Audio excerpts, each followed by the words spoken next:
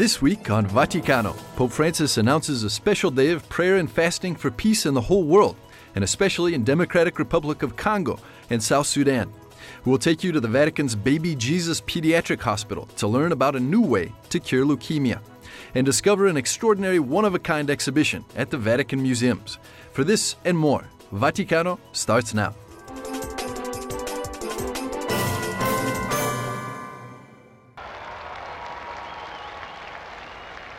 Around 20,000 people gathered in St. Peter's Square to pray the Angelus prayer with Pope Francis.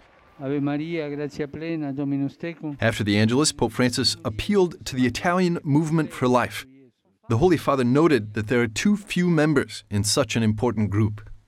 Non sono tanti. Not many fight for life in a world where every day more weapons are built. Every day, more laws against life are drafted. Every day, a culture of waste progresses. Va avanti questa cultura dello scarto. The Holy Father invited all to pray for greater awareness to the need to defend life. At the conclusion, Pope Francis announced a special day of prayer and fasting for peace that will take place on Friday, February the 23rd. We are offering it for the populations of the Democratic Republic of Congo and South Sudan. As on other similar occasions, the Holy Father said that he also invites non-Catholics and non-Christian brothers and sisters to join in this initiative in ways that they deem most appropriate. While speaking to the Italian National Anti-Usury Group, Pope Francis condemned financial exploitation. Usury, loan sharking, humiliates and kills. It is an ancient evil, unfortunately still operating secretly, underground, that, like a snake, strangles its victims. Inspired by the principle of Christian solidarity, the group works with dioceses to create an operational network to fight financial exploitation and assist victims. For violence is the negation of every authentic religious expression. Pope Francis appealed to a multi-religious audience that gathered in Rome to participate at the conference named Tackling Violence Committed in the Name of Religion. The Holy Father said that it is blasphemy to invoke God as the justification for one's own sins and crimes. Pope Francis welcomed the Catholic bishops of Belarus on their ad limina apostolorum visit. The bishops presented the Pope with gifts and invited the Holy Father to visit Belarus. Over 1.5 million Belarusians are Catholics, making a total of 25% of the population. Pope Francis met with the participants in the International Conference on the Responsibility of States, Institutions, and Individuals in the fight against anti-Semitism and anti-Semitic hate crimes. I do not grow tired of repeating that indifference is a virus that is dangerously contagious in our time, a time when we are ever more connected with others, but are increasingly less attentive to others. For the Pope, indifference, desperation, and silence are the roots of perversity and death. The Holy Father said that young people should be educated in a key of responsibility. The conference gathered more than 400 participants from around 45 countries and from Jewish, Christian, and Muslim communities. A continuous experience of faith, hope, and charity is all the more necessary so that young people may again decide with a sure and serene conscience that conjugal union, open to the gift of children, is great joy for God, for the Church, for humanity. This pro-life message Pope Francis addressed to the Tribunal of the Roman Rota on the occasion of the solemn inauguration of their judicial year. This Vatican body was created in the 14th century to deal with marriage annulment cases.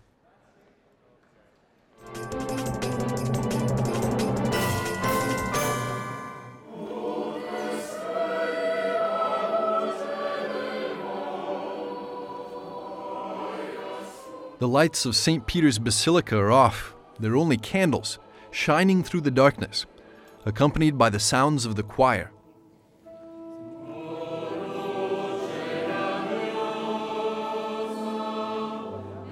Pope Francis heads through the central door of St. Peter's Basilica to start the celebration of the Feast of the Presentation of Jesus at the Temple.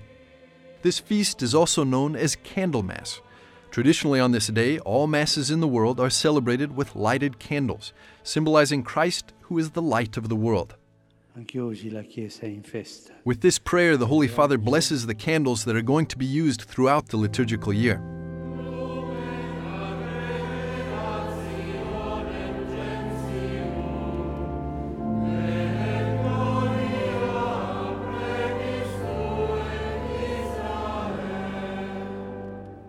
The church remains dark until this solemn moment.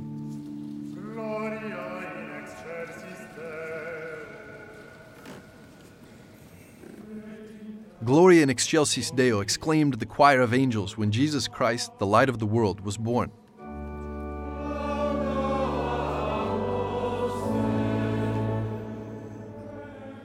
The readings and Gospel recall the origins of this feast.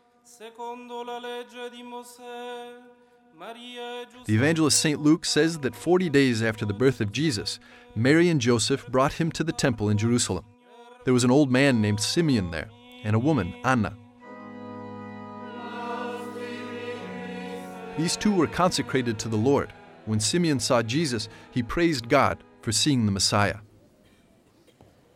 Nel Tempio avviene anche un altro incontro. In the temple, there is also an encounter between two couples, the young Mary and Joseph and the elderly Simeon and Anna. The old receive from the young, while the young draw upon the old. In the temple, Mary and Joseph find the roots of their people. Simeon and Anna were consecrated, and as it was in the past, so it is now that the Church has thousands of men and women who follow the example of Simeon and Anna and choose the consecrated life. Consecrated life is born and reborn of an encounter with Jesus as he is, poor, chaste, and obedient. The Holy Father said that the consecrated journey has two tracks. On the one hand, God's loving initiative, and on the other, our own response, which has no ifs or buts when it imitates Jesus in his poverty, chastity, and obedience. You, dear consecrated brothers and sisters, are the Church's perennial dawn. I ask you to renew this very day your encounter with Jesus, to walk towards him. And this will give light to your eyes and strength to your steps. Since 1997, February the 2nd is celebrated also as the World Day of Consecrated Life.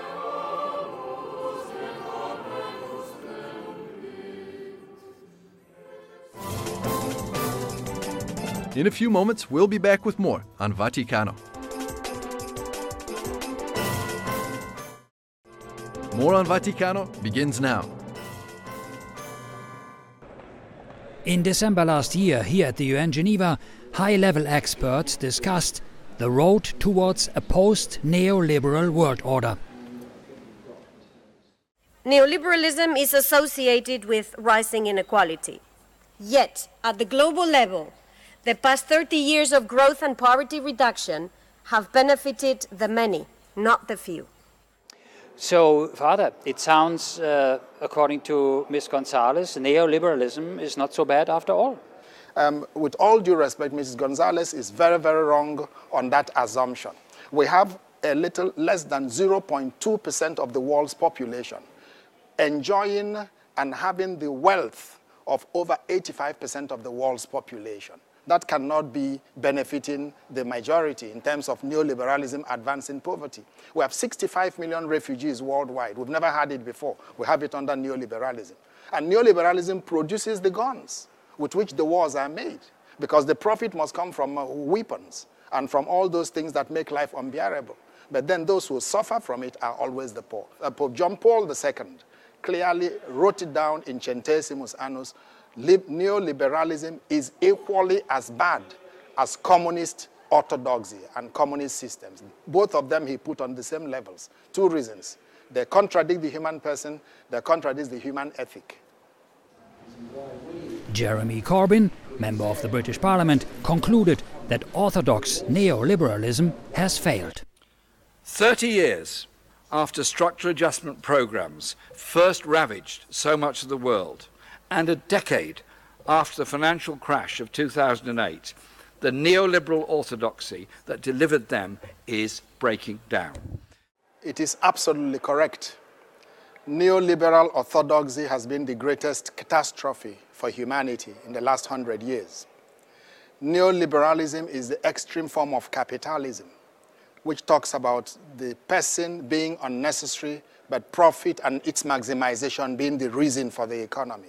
Pope John XXIII has, in his encyclical Mater et Magistra, spoken about this, and especially Pope John Paul II in Centesimus Annus, 100 years of Laborem of Rerum Novarum, discusses right forms of economy, and he proposes the social market economy. The social market economy is social, which means it serves people. It is market, which means there is freedom to decide the prices. And it is an economy, which means it is a service. So the social market economy is neither liberalism, nor is it communism, which is central controlled, but it is there an economy that serves people, and the majority of the people. A human rights basis for addressing these issues, a redefined role of state, and a renewed commitment to international cooperation for development seems to be the only intelligent response for the future we want. The future we want. So here's the question. Who is the we? Are the Catholics included in the we? Well, let us talk beyond religion and talk about human citizens of nations, where Catholics are members, Muslims are members, cultural groups are members, the rich, the poor, everybody is a member. A human rights approach to solving people's needs is an agenda to follow, because human rights respects the dignity of the human person. This is what the church, for example, teaches, and tries to advance this dignity and these rights for all. It is, of course, clear that Catholics are included, and we have to be at the forefront, because everything about Christianity is the point of start for even universal understanding of human rights. Because Christ became human, God has taken the position and the nature of the human being, and therefore the human being now looks like God and must be respected, life protected, and also guaranteed the rights of freedom, of expression, of movement, of thought, of conscience, and of being dignified and treated well. Also in December last year in Buenos Aires, during the 11th session of the Ministerial Conference of the World Trade Organization, the Holy See confirmed its commitment. Let me close, Mr. Chair, by assuring this conference of the Holy See commitment to strengthening multilateralism and constructively engaging in the discussions in all areas of the work of WTO. One can safely say that both the Holy See and the panel here at the UN Geneva are pulling on the same rope for a human rights-based multilateral approach that provides a safer framework, especially for weaker and smaller countries.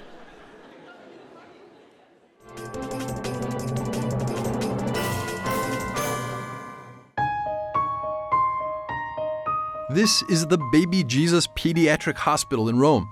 The so-called Bambin Gesù is the largest pediatric hospital and research center in Europe. This hospital was founded in 1869 and belongs to the extraterritorial area managed by the Holy See. Comparable to a city in its size, the hospital is inhabited by children who are treated with love and state-of-the-art medicine. This week, the hospital again became a protagonist for medical research. Director of the Oncohematological Department, Professor Franco Locatelli, announced a new way to cure leukemia. The group of researchers genetically manipulated immune system cells of a 4-year-old boy with an acute lymphoblastic leukemia. The modified cells are capable of identifying and attacking the cancer. In the sense that we don't change the DNA, but we introduce a sequence of DNA resulting into the production of a protein called chimeric antigen receptor. This protein is a sort of arm capable of permitting the killing of tumor cells. The first Italian patient was sick for 3 years. 2 different therapies were applied, but were unsuccessful. So the first signs of the activities of these cells can be already detected in the first 5 days, and the elimination of leukemia cells can be documented in 4 weeks from the infusion. Even though results are positive, the doctors don't rush to announce the recuperation of the patient. A period of remission of sickness might last for 1.5 years until the full recovery. Dr. Ignacio Caruana takes part in the research group. He says that this therapy is truly revolutionary.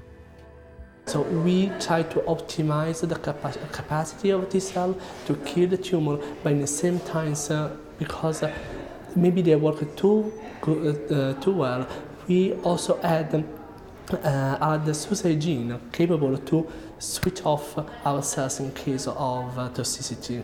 This is, I think, it's very crucial, in particular in this kind of a new setting. Dr. Caruana says that the therapy is both effective and safe, and even the cost is relatively affordable. It's clearly the great challenge of the next few years, that of rendering these therapies available and affordable in a larger scale, and for this reason many big pharma have decided to invest to develop this therapy worldwide. In Italy alone, 400 people are diagnosed with leukemia every day. It's the most prevalent condition of tumors among children. Researchers don't say that this immunotherapy will replace already existing methods, but that it's one more weapon to fight cancer.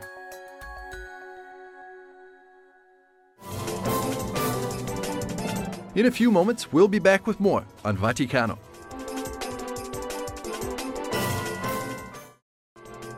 Welcome back. You're watching Vaticano.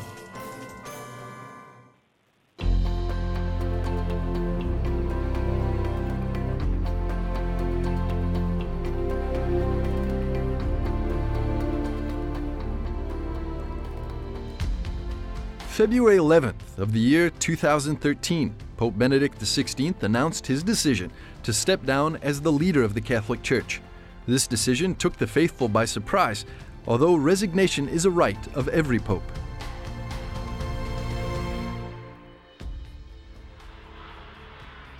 Il Signore mi chiama a salire sul monte. The Lord is calling me to scale the mountain, to devote myself even more to prayer and meditation. But this does not mean abandoning the Church. Indeed, if God asks me this, it is precisely so that I may continue to serve her with the same dedication and the same love with which I have tried to do so until now, but in a way more suited to my age and strength. At first, Pope Benedict XVI announced his resignation to the cardinals gathered for a consistory in the Vatican's Apostolic Palace. Later, the announcement was communicated to journalists during a briefing at the Vatican press office. Father Federico Lombardi was the spokesperson for the Roman Pontiff at the moment of his resignation. I found it from the very beginning as a wonderful decision, a decision taken in his spiritual, profound responsibility before God. And then I tried to interpret this also with the journalists, with the public, explaining the spirit in which he had taken this decision, and in accompanying also the last days of his pontificates and the preparation for the conclave.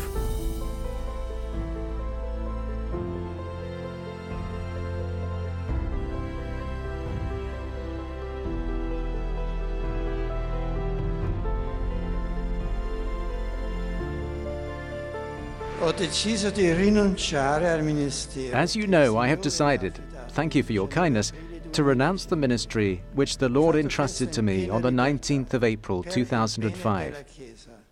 I have done this in full freedom for the good of the Church, after much prayer and having examined my conscience before God, knowing full well the seriousness of this act. I am not abandoning the cross, but remaining in a new way at the side of the crucified Lord. I no longer bear the power of office for the governance of the Church, but in the service of prayer I remain, so to speak, in the enclosure of St. Peter. Francis likes very much the spiritual proximity of Benedict, in the sense that he prays really for the Church in general and also for his successor, obviously, because no one knows better than the predecessor what the successor has to do in this spiritual experience. Pope Emeritus Benedict XVI continues to live in the Vatican at the Mater Ecclesiae Monastery. Father Lombardi says that the Pope Emeritus still has a good memory and a clear mind. It's always a pleasure to speak with him, he says, and he always wears a smile on his face. He's gotten a bit weaker recently, but that's normal for a man of 90 years of age.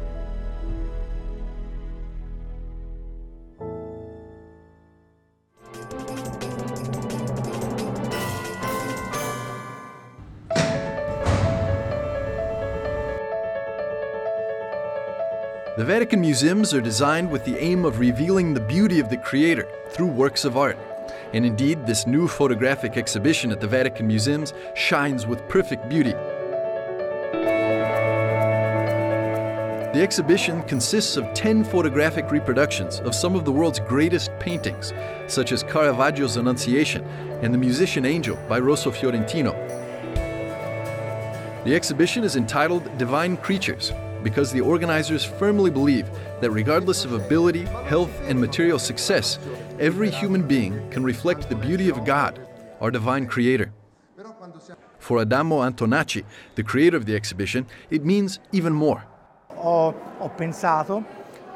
thought that Jesus doesn't stand by the last ones. Jesus is the last one. That's to say, that figure of Jesus corresponds to the figure of the last one.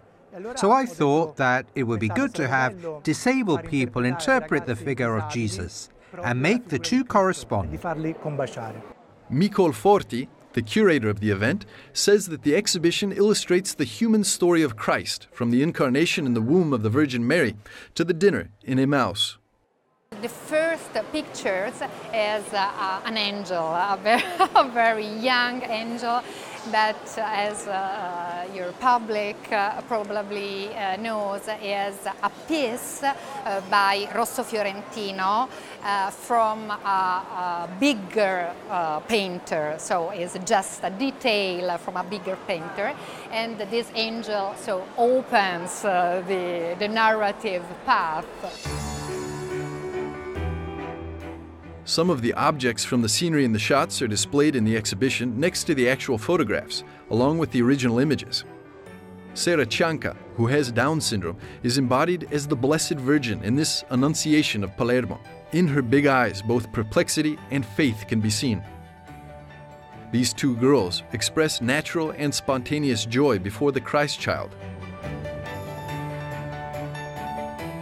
Jesus falls under the cross and is happy to share it with Simon of Cyrene. The image reflects the thousands of disabled people who carry their crosses daily and are grateful for the help that they receive. The project involved the contributions of 45 people and took about a year to complete. Leonardo Baldini says that he worked with each actor individually and later assembled all the figures in post-production without touching or modifying any face. My art consisted not only in arranging the lights, but also in capturing the right moment, when the right expressions appeared on the faces of these kids. Leonardo says that it was challenging to find this absolute beauty in models with disabilities. I felt my heart beating fast. On the one hand, as a professional photographer, I felt the need to reproduce the works of art in the best possible way. On the other hand, I had the responsibility to bring disabled models alive in a bi-dimensional work. Everything had to be perfect for the final piece to be credible. The young women and men with different disability, they had offer a really new imprinting, a new feeling, a new lecture from the historical paintings. I would like that the people who see these pictures feel that Christ is present in the lost ones. So if I want to meet him, I have to be with those who are lost, which is something that goes against the tide nowadays. Personal success, a fancy car, being always beautiful and attractive, being the first. This attitude is taking us far away from the real meaning of the essence of life. The Vatican Museums has decided to make the Divine Creatures exhibition accessible to everyone and is free of charge. The exhibition is placed at the beginning of the Vatican Museums so that every visitor can observe the beauty inherent in the dignity of all human beings.